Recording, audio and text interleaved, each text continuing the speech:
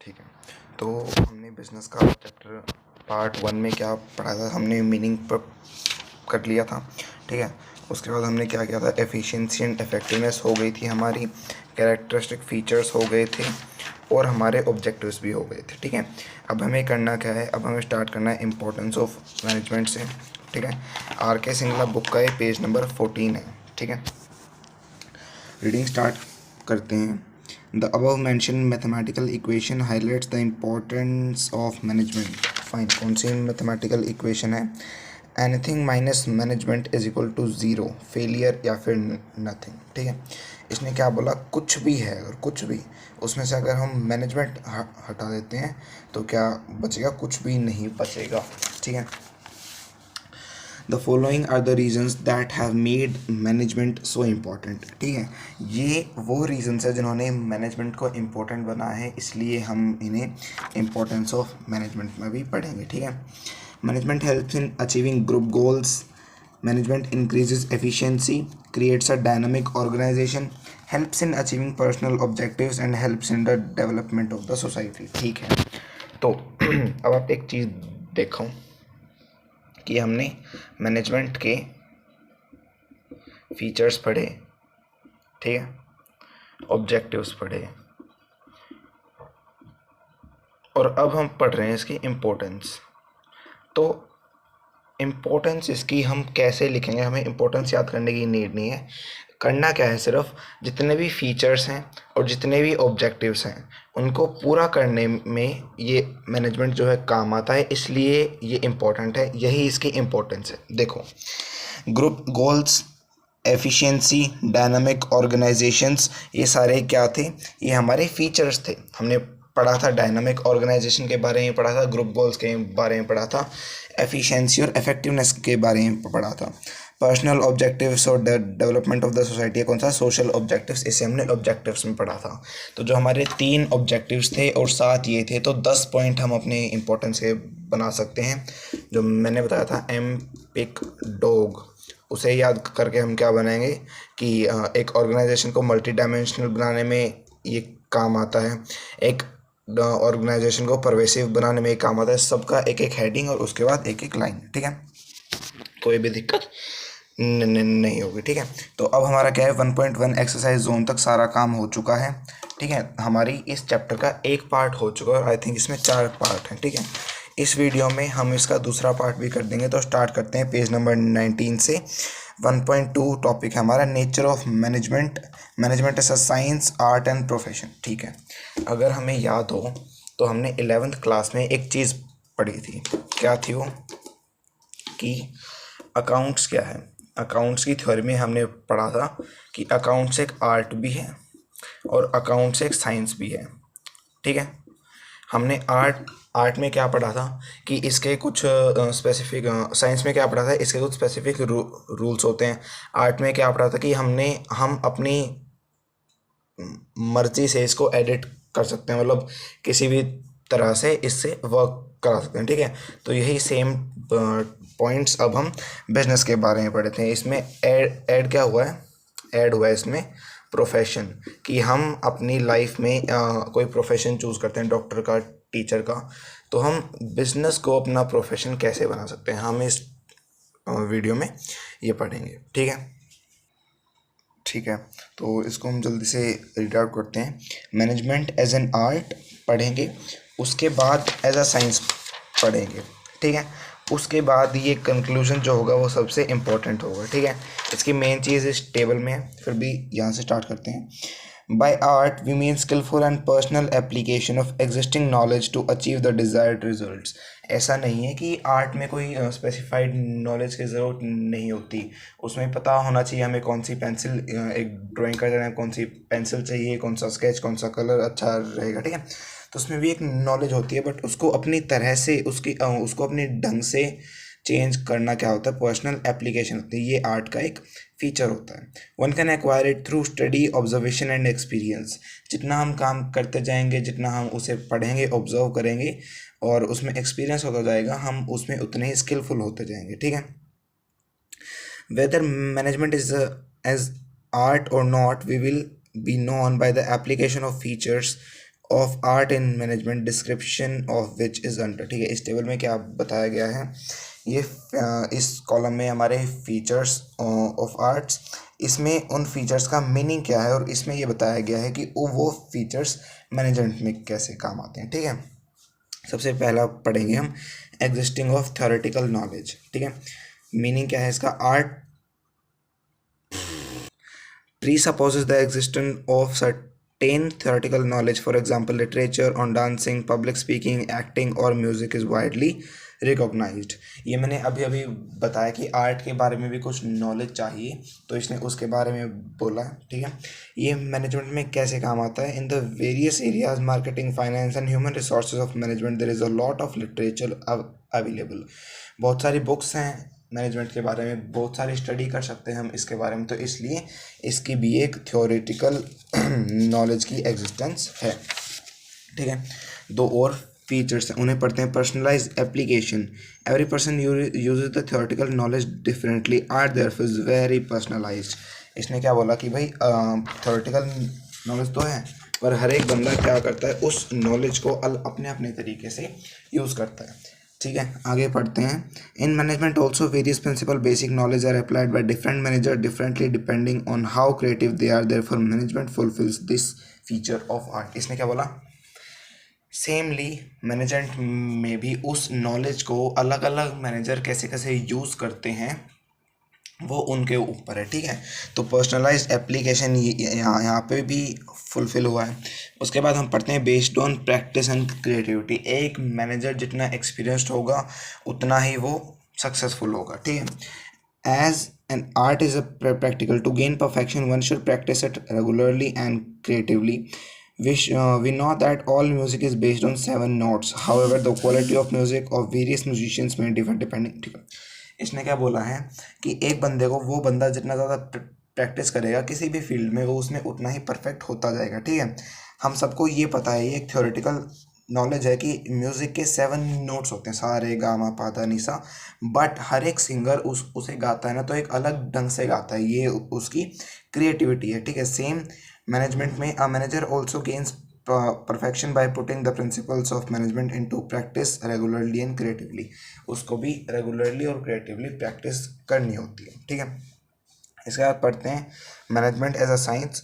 Direct table पे आते हैं systematised body of knowledge, same point है, इसमें भी कुछ ऐसा नॉलेज होती है जो हमें सारी चीज़ों से पहले गेन करनी होती हैं। Science is a systematic body of knowledge, its principle are based on cause and effect relationship. Cause and effect क्या होता है कि उसका कुछ ना कुछ कारण होता है, और वो कारण अगर हो रहा है तो उससे काम क्या होगा, उसका इफेक्ट क्या होगा। ठीक है, for example the phenomena of an apple falling from a tree towards the ground is example explain by the law of gravity. इसने क्या बोला कि ये जो इसके प्रिंसिपल्स होते हैं वो कोज एंड इफेक्ट बेस्ड होते हैं। कोज क्या था, ग्रेविटी, इफेक्ट क्या हुआ, एप्पल नीचे गिर गई। ठीक है, उसके बाद मैनेजमेंट में कैसे काम आता है, management also has its on theory and principles, इसकी अपनी एक सर्टेन बॉडी ऑफ नॉलेज होती है। Similarly it has its on vocabulary which is used by managers for a better understanding, इसकी अलग से अपनी एक वोकैब होती है। ठीक है, दो और पॉइंट हैं। Principle based on experiments, art में क्या था, आर्ट में हम क्रिएटिविटी करते थे प्रैक्टिस से, इसमें क्या करते थे हम, हाँ इसमें क्या करते हैं हम अपने एक्सपेरिमेंट से अपने प्रिंसिपल बनाते हैं। ठीक है, the principle of science are first develop through observations, these are then tested through repeated experiment under control situation. ठीक है, मैनेजमेंट में क्या है, the development of principles management took years for the repeated experiments and observation different type of organisation. देखो इसमें क्या बोला है, मान लो एक और ऑर्गेनाइजेशन है, ठीक है, वो मैन्युफैक्चर कर रही थी पेन। ठीक है, तो उन्होंने सबसे पहले क्या किया, ए कंपनी से वो की डील की, उसने उसकी मशीनरी ली और वो एक दिन में 100 पेन बना रहे थे।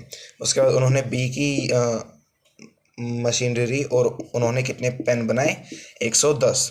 तो उन्होंने ऑब्ज़र्व किया, उन्होंने एक्सपेरिमेंट किया कि ये जो मशीन है ये इस मशीन से अच्छी नहीं है। तो इस ऑब्जर्वेशन इस एक्सपेरिमेंट से उन्होंने क्या निकाला कि बी की मशीन्स अच्छी हैं। यही सेम बात इसमें लिखी हुई है। But as management deals with human beings, the result of its experiments are not capable of being accurately predicted or replicated. इसमें क्या है, साइंस में चीज़ों के बारे में एक्सपेरिमेंट किया जाता है तो चीज़ें अब अपना रंग इतनी जल्दी नहीं बदलती, बल्कि पीपल्स का जो नेचर होता है, बंदों का जो नेचर होता है वो जल्दी जल्दी चेंज होता रहता है, ठीक है। तो इसलिए इसके जो हमारे रिजल्ट्स हैं वो इतने एक्यूरेट नहीं होते, ठीक है। उसके बाद पढ़ते हैं universal validity. The principle of science है यूनिवर्सल वैलिडिटी एंड एप्लीकेशन। इस पॉइंट में क्या बोला गया है कि अगर आप इंडिया में पंखे का बटन ऑन करते हो तो पंखा चलेगा, ठीक है। अगर आप जाके बाहर चाइना में एक काम करोगे तो भी सेम काम होगा। तो इसका मीनिंग ये है कि जो साइंस यहाँ है वही साइंस पूरे वर्ल्ड में है।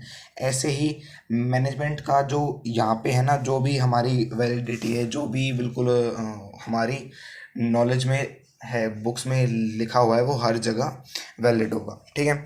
इसके बाद इसका कंक्लूजन पढ़ते हैं। Management has features of both art and science. The practice based on the principle of management is an art at the same time this principle constitute और द साइंस ऑफ मैनेजमेंट। क्या बोला इसने, इस अगर conclusion का question आता तो हम क्या लिखेंगे? सबसे पहली लाइन हम ये लिख देंगे कि मैनेजमेंट में दोनों के वो हैं फीचर्स, आर्ट के भी और साइंस के भी, ठीक है।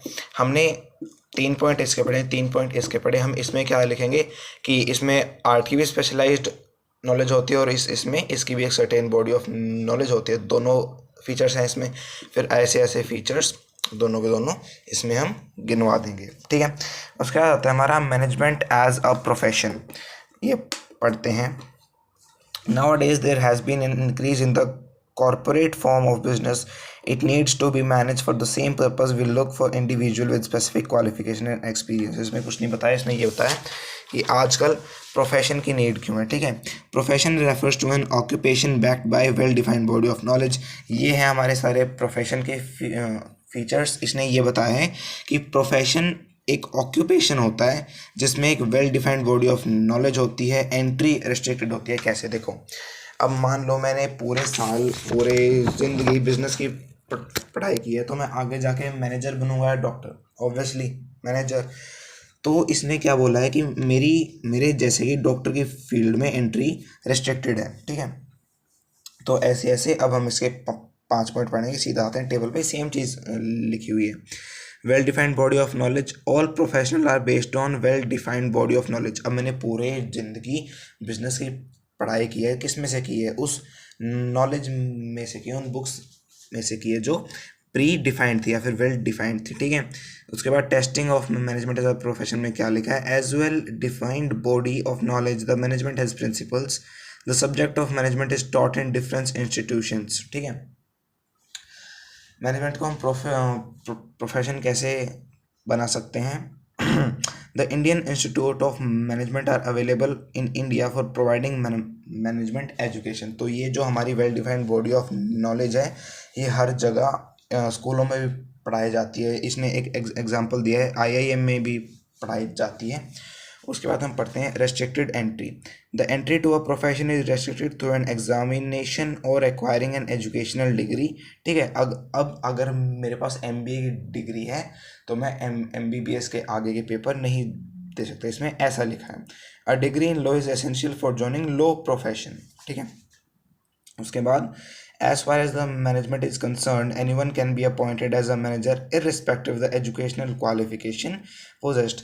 मैनेजिंग एक ऐसी क्वालिटी है जो किसी बंदे में आ सकती है। हाँ, इसकी एक स्पेसिफाइड बॉडी ऑफ नॉलेज है, बट इसकी एंट्री रेस्ट्रिक्टेड नहीं है, क्योंकि कोई भी अपना बिजनेस खोल सकता है, कोई भी उसे मैनेज कर सकता है, ठीक है। उसका आता है professional association. All professionals are affiliated to a professional association. Functions of these associations are regular entry, grant certificate of practice, formulate and enforce a code of conduct, ठीक है। एग्जाम्पल में क्या लिखा है? To be able to practise in India a lawyer has to become a member of Bar Council of India. देखो, इसमें क्या लिखा है कि हर एक प्रोफेशन का ना एक एसोसिएशन होता है। एक एसोसिएशन मतलब एक ग्रुप, तो सारे डॉक्टर्स का एक वो होगा ग्रुप, सारे लॉयर्स का। इसमें क्या एग्जांपल दिया है, अगर किसी को इंडिया में लॉयर बनना है तो उसे बार काउंसिल ऑफ इंडिया का एक मेंबर बनना पड़ेगा, ठीक है। बिजनेस में कुछ ऐसा है, हाँ है। For management all managers All India Management Association has been established. तो अगर कोई मैनेजर बनेगा तो उसे AIMA में मेंबरशिप लेनी पड़ेगी, ठीक है। उसके आता है एथिकल कोड ऑफ कंडक्ट। हर एक प्रोफेशन का एक एथिकल कोड होता है, कुछ एथिक्स होते हैं, कुछ उनके प्रिंसिपल्स होते हैं, ठीक है। All profession are bounded by a code of conduct, it guides the behaviour of its members. Example, all doctor take the oath of ethical practice at the time of entry in the profession. इसने क्या बोला है कि जो हमारे कुछ rules and regulations होते हैं हर एक प्रोफेशन के, इसमें उसके बारे में बताया गया है। जैसे डॉक्टर है, वो क्या ओथ लेता है कि मैं अपना पूरी जी जान लगा के बंदों की सेवा करूँगा, है ना। तो ये उसका एक उस प्रोफेशन का एक एथिकल कोड ऑफ कंडक्ट है। As far as management is concern, no such code of conduct has been laid down. Manager का सिर्फ एक काम होता है प्रॉफिट करना, बट फिर भी कोई ऐसा स्पेसिफिक कोड ऑफ कंडक्ट नहीं है। फिर भी एक ऐसा होता है कि कुछ इलीगल ना करें खाली प्रॉफिट के लिए, ऐसा। उसके बाद क्या देखते हैं हम, इसमें आता है सर्विस मोटिव, ठीक है। The basic motive of a profession is to serve the society. हर एक प्रोफेशन का एक बेसिक फंक्शन होता है, एक बेसिक मोटिव होता है कि वो सोसाइटी को सर्व करे। The same is with the manager. Profit maximisation may be the basic motive for the management of a business enterprise, but nowadays it does not hold true as is fast changing। देखो इसने क्या बोला, हाँ भाई, एक maximum profit बनाना एक firm का, एक ऑर्गेनाइजेशन का बेसिक मोटिव हो सकता है, बट सर्विस मोटिव भी आजकल बहुत सारी ऑर्गेनाइजेशंस फॉलो कर रही हैं, ठीक है। इसके बाद इसका कंक्लूजन में कुछ खास नहीं है, और ये आ गई हमारे एग्जामिन जोन 1.2। तो हमारा 1.2 भी हो चुका है। अगली वीडियो हम 1.3 से स्टार्ट करेंगे, levels and functions of management.